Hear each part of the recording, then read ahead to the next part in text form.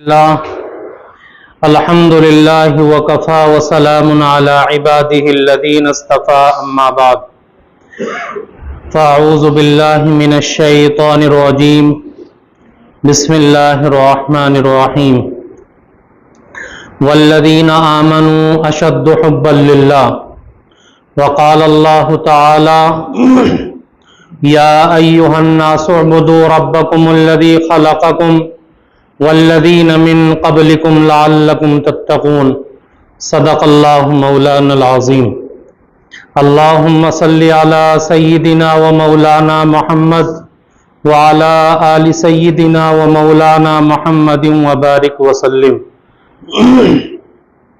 محترم بزرگوں اور دوستوں، عزیز ساتھیوں، اللہ رب العزت نے یہ جو وسیع و عریض کائنات بنائی ہے، جو ہمارے ارد گرد پھیلی ہوئی ہے، یہ ایک سجے ہوئے محل کے مانند ہے۔ اللہ رب العزت نے قرآن کریم کے اندر ارشاد فرمایا وَالْأَرْضَ فَرَشْنَاهَا فَنِعْمَ الْمَاهِدُونَ کہ ہم نے زمین کو فرش بنایا، وَالسَّمَاءَ سَقْفًا مَحْفُوظًا اور آسمان کو چھت بنایا، بِغَيْرِ عَمَدٍ تَرَوْنَهَا پھر اس چھت کو اللہ رب العزت نے بغیر ستون کے کھڑا کر دیا، إِنَّا زَيَّنَّا السَّمَاءَ الدُّنْيَا پھر اللہ رب العزت نے آسمان کے اندر لائٹیں لگائیں، چاند سورج اور ستاروں کے ذریعے آسمان کو مزین کیا، اور انسان کی ضرورت کی ہر چیز کو اللہ رب العزت نے پیدا کیا۔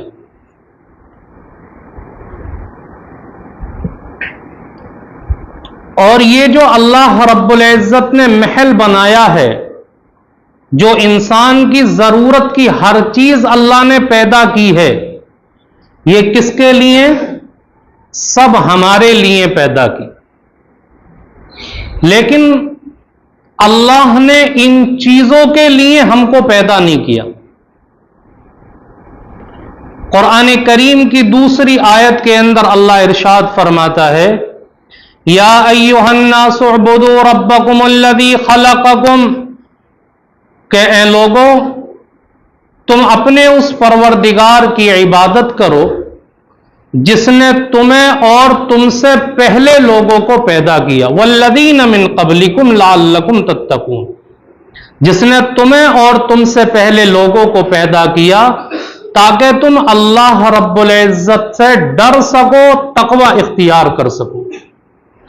پھر آگے فرمایا تھا الذی جعل لکم الارض فراشا اللہ نے اس زمین کو ہمارے لیے بچھونا بنایا، والسماء بناء اور آسمان کو چھت بنایا، وَأَنزَلَ مِنَ السَّمَاءِ مَاءً اور پھر آسمان سے اللہ نے بارش برسائی، فَأَخْرَجَ بِهِ مِنَ الثَّمَرَاتِ رِزْقًا لَكُمْ پھر اس بارش کے ذریعے رزق کے طور پر ہمارے لیے میوے پیدا کیے، پھل پیدا کیے۔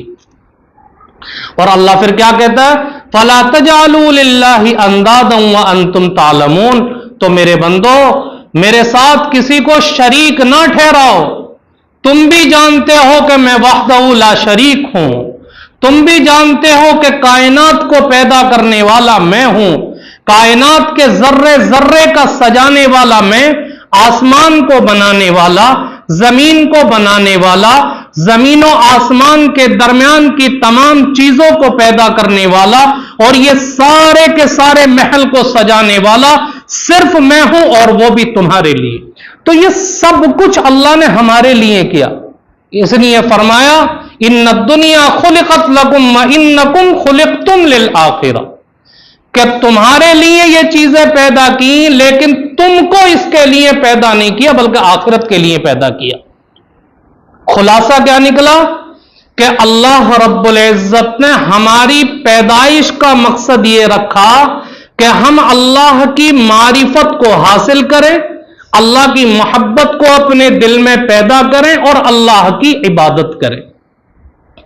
لیکن افسوس ہوتا ہے کہ آج انسان اپنے مقصد زندگی کو بھول کر کے زندگی گزار رہا ہے.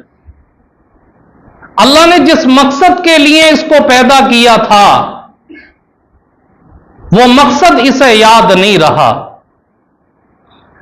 حالانکہ انسان نے ایک چھوٹی سی چیز اپنے ہاتھ سے بنائی، وہ بھی اپنے مقصد کو نہیں بھولتی. لوگوں نے مثال دی موبائل کی. آج ہر انسان کے ہاتھ میں موبائل ہے. جب شروع میں چھوٹا سا موبائل بنایا گیا تھا تو اس کا مقصد صرف یہ تھا کہ دور بیٹھا ہوا آدمی سامنے والے سے بات کر سکے، فون کے ذریعے اپنا پیغام اس تک پہنچا سکے. اور پہلے شروع میں موبائل یہی کام کرتا تھا، اس کے اندر دوسری چیزیں ایڈ نہیں تھی. لیکن جیسے جیسے زمانہ ترقی کرتا گیا موبائل کے اندر دوسری چیزیں ایڈ کر دی گئی. جیسے واٹس ایپ آ گیا، فیس بک آ گیا، انسٹاگرام آ گیا، یوٹیوب آ گیا. آج بہت ساری چیزیں موبائل کے اندر ایڈ کی گئی. لیکن آج بھی آپ اندازہ لگائیے، چاہے آدمی فیس بک دیکھ رہا ہو، چاہے یوٹیوب کے اوپر کوئی ویڈیو دیکھ رہا ہو، چاہے واٹس ایپ کے ذریعے چیٹنگ کر رہا ہو، لیکن اسی دوران اگر کوئی فون آ جاتا ہے تو موبائل اپنے اس فنکشن کو بند کر کے صرف اپنے مقصد کی طرف دھیان دیتا ہے اور صرف کال ریسیو ہونے کے بعد بات ہوتی. آدمی ویڈیو دیکھ رہا، خود بخود ویڈیو بند ہو جائے گی. تو ایک وہ چیز جس کو انسان نے جس مقصد کے لیے بنایا تھا، دنیا بھر کی چیزیں اس کے اندر ایڈ کر دی گئی، پھر بھی وہ چیز اپنے مقصد کو نہیں بھولی. تو انسان کو تو اللہ رب العزت نے اشرف المخلوقات بنایا تھا، کائنات کے اندر سب سے افضل بنایا تھا، بہترین سانچے کے اندر اللہ نے ڈھالا تھا. اور قرآن کریم میں کہا لقد خلقنا الانسان فی احسن تقویم، میرے بندے میں نے تجھے بہترین شکل و صورت کے اندر پیدا کیا. کائنات کی دوسری چیز کو اتنی بہترین شکل و صورت میں پیدا نہیں کیا گیا، لیکن اس کے باوجود انسان اپنے مقصد زندگی سے ہٹ کر کے زندگی گزار رہا ہے. اور یاد رکھیں کہ جن لوگوں نے اپنے مقصد زندگی کو یاد رکھتے ہوئے زندگی گزاری، اللہ نے دنیا کے اندر بھی کامیاب کیا، آخرت کے اندر بھی کامیاب کیا. آپ پہلے لوگوں کی تاریخ پڑھ کر کے دیکھیں. آپ نے بارہا سنا ہوگا حضرت فاطمہ رضی اللہ تعالی عنہا کا واقعہ. سردیوں کی لمبی رات ہے، عشاء کی نماز کے بعد 2 رکعت نفل نماز کی نیت باندھ کر کے مصلی پر کھڑی ہوتی اور اتنی لمبی 2 رکعت نماز پڑھتی ہیں کہ جب نماز سے فارغ ہوتی ہیں تو صبح صادق کا وقت ہو جاتا ہے. اب صبح صادق کا وقت قریب ہے، ہاتھ اٹھا کر کے اللہ کے سامنے دعا کر رہی ہیں، مولا کریم تیری راتیں اتنی چھوٹی ہو گئیں کہ میری 2 رکعت بھی صحیح سے پوری نہیں ہو پائے. انہیں راتوں کے چھوٹا ہونے کا شکوہ ہو رہا ہے، اور ہم یہاں شکوہ کرتے ہیں کہ رات ہی نہیں کٹتی، نیند ہی نہیں آتی. مقصد زندگی کو بھولا. اللہ کے نبی علیہ السلام ایک غزبے سے واپس آ رہے ہیں، ایک جگہ پر پڑاؤ ڈالا تو 2 صحابہ کرام کو متعین کیا کہ رات بھر آپ کو ڈیوٹی کرنی ہے اور پورے قافلے کی نگرانی کرنی ہے جاگ کر کے. اب 2 صحابہ کرام کی ڈیوٹی لگائی تو ان دونوں صحابیوں نے مشورہ کیا کہ ایسا کرتے ہیں آدھی رات آپ سو لیجئے، میں جاگ لیتا ہوں، پھر آدھی رات کے بعد میں سو جاؤں گا، آپ جاگ لینا. تو ڈیوٹی بھی پوری ہو جائے گی, نیند بھی دونوں کی پوری ہو جائے گی. دوسرے صحابی کہتے ہیں ٹھیک ہے, میں سو جاتا ہوں, آپ جاگتے رہیے. اب یہ جو جاگنے والے صحابی ہیں, انہوں نے سوچا کہ آدھی رات تک جاگ کر کے کیا کروں گا, لاؤ نیت باندھ کر کے نماز شروع کر دیتا ہوں. انہوں نے نیت باندھ لی اور نیت باندھ کر کے نماز شروع کر دی, اور نماز کے اندر سورہ کہف پڑھنا شروع کیا. اب دوسری طرف سے دشمن تلاش کرتا ہوا آ رہا ہے. اس نے دور سے کسی کو کھڑا ہوا دیکھا تو تیر چلایا, وہ تیر ان کے جسم کے اندر لگا. دوسرا پھر تیر چلایا تو ان کو اندیشہ ہونے لگا کہ اگر زیادہ تیر لگے اور میری جان چلی گئی تو اللہ کے نبی نے جو ذمہ داری سونپی تھی اس ذمہ داری کے اندر کوتاہی ہو جائے گی. اور اپنے دوسرے ساتھی کو ڈیوٹی کرنے کے لیے اٹھایا اور کہتے ہیں میرے بھائی, اگر مجھے اللہ کے نبی نے جو ذمہ داری سپرد کی تھی اس کے اندر کوتاہی کا اندیشہ نہ ہوتا تو سورہ کہف پوری کیے بغیر میں اپنی نماز کو ختم نہ کرتا, چاہے میری جان چلی جاتی. اپنا مقصد زندگی یاد ہے, اللہ نے دنیا میں بھی کامیابی دی, آخرت کے اندر بھی کامیابی. جب مقصد زندگی یاد ہے, جان جانے کا کوئی خطرہ نہیں. اور یہ صرف صحابہ کرام کی حالت نہیں تھی, صحابہ کرام کے بعد کا جو طبقہ گزرا ہے, ایک عام آدمی کی حالت بھی یہ ہوا کرتی تھی کہ وہ اپنے مقصد زندگی کو بھول کر کے نہیں رہا کرتا تھا.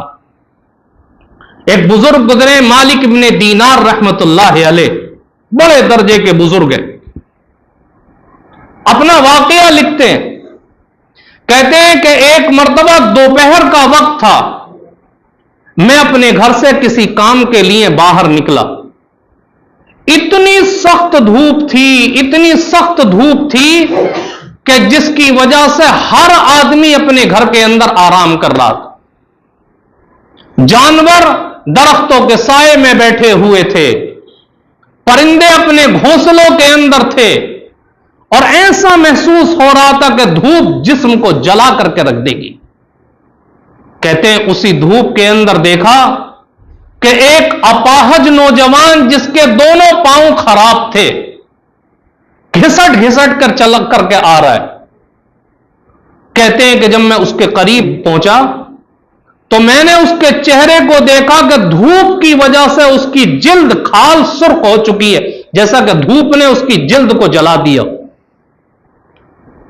اور گھسٹ گھسٹ کر کے آ رہا ہے. کہتے ہیں میں نے اس اپاہج نوجوان سے معلوم کیا کہ اللہ کے بندے کہاں جا رہے ہو. کہنے لگا کہ ایک نیک کام کے ارادے سے نکلا ہوں, حج پر جانے کے لیے. حضرت مالک ابن دینار رحمت اللہ علیہ کہتے ہیں کہ پسینے سے برا حال اس کا. میں نے کہا کہ ایسا کرو, آپ تھوڑی دیر میرے گھر آرام کر لو, شام کے وقت چلے جانا. وہ کہتا ہے کہ مالک ابن دینار, آپ لوگوں کی طرح میں پاؤں سے تیز نہیں چل سکتا, گھسٹ گھسٹ کر چلتا ہوں اور دیر میں اپنی منزل پر پہنچتا ہوں. اگر میں آرام کروں گا تو کہیں ایسا نہ ہو کہ ایام حج شروع ہو جائیں اور میں وہاں تک نہ پہنچ پاؤں, اس لیے میں رکوں گا نہیں. مالک ابن دینار رحمت اللہ علیہ کہتے ہیں کہ آپ میرے گھر آرام کر لو, میں شام کو آپ کے لیے سواری کا انتظام کر دوں گا, سواری پر سوار ہو کر کے اپنے سفر کو پورا کر لینا. جب یہ بات کہی تو کہتے ہیں کہ اس نوجوان نے بڑی غور سے میرے چہرے کو دیکھا اور کہنے لگا کہ میں شکل و صورت سے آپ کو بڑا عقل مند انسان سمجھ رہا تھا, لیکن آپ تو مجھے عقل مند نہیں لگتے. مالک ابن دینار رحمت اللہ علیہ کہتے ہیں کہ میں نے حیران ہو کر کے پوچھا کیا مجھ سے کوئی غلطی ہو گئی. تو اس اپاہج نوجوان نے کہا کہ مالک ابن دینار, آپ یہ بتائیے کہ اگر کوئی غلام اپنے ناراض مالک کو راضی کرنے کے لیے جاتا ہے تو کیا اس کو پیدل اور گھسٹ کر جانا اچھا لگتا ہے یا سواری پر سوار ہو کر شان کے ساتھ جانا؟ کہتے ہیں مجھے بڑا تعجب ہوا کہ کس عاجزی کے ساتھ یہ نوجوان اپنے رب کو راضی کرنے کے لیے جا رہا ہے، اور اس نے میری بات پر توجہ نہیں دی، وہ چلتا رہا اپنے سفر پر مستقل جاری رہا۔ فرماتے ہیں کہ مجھے بھی اسی سال اللہ نے حج کی توفیق دے دی، میں بھی حج پر گیا۔ اب مینا کے میدان میں شیطان کو کنکریاں مار کر کے جب میں پیچھے ہٹا، کہتے ہیں میں نے ایک بھیڑ دیکھی، ایک مجمع دیکھا۔ میں نے لوگوں سے معلوم کیا کہ یہ بھیڑ کیسی ہے۔ لوگوں نے بتایا کہ ایک نوجوان ہے جو عجیب و غریب انداز سے اپنے رب سے باتیں کر رہا ہے۔ مالک ابن دینار رحمت اللہ علیہ کہتے ہیں میں نے لوگوں سے کہا کہ مجھے بھی اس کی شکل دیکھنے دو۔ جب میں آگے بڑھا تو دیکھا کہ وہی اپاہج نوجوان تھا جس سے میری ملاقات ہوئی تھی، اور وہ اللہ کے سامنے ہاتھ پھیلا کر کے اللہ سے دعا کر رہا ہے، میرے مالک تو نے توفیق دی، میں نے اپنے سفر کو مکمل کر لیا، میں نے میدان عرفات کا وقوف بھی کر لیا، مزدلفہ کے اندر بھی وقوف کر لیا، اور شیطان کو کنکریاں مار کر اپنی نفرت کا اظہار بھی کر لیا۔ لیکن میرے اللہ، اب لوگ کنکریاں مار کر کے جانور کی قربانی دینے کے لیے جائیں گے، لیکن میرے پاس روپیہ پیسہ نہیں ہے، تو جانتا ہے میں فقیر ہوں، میرے جسم کے اوپر اس احرام کے کپڑے کے علاوہ کچھ میرے پاس نہیں ہے۔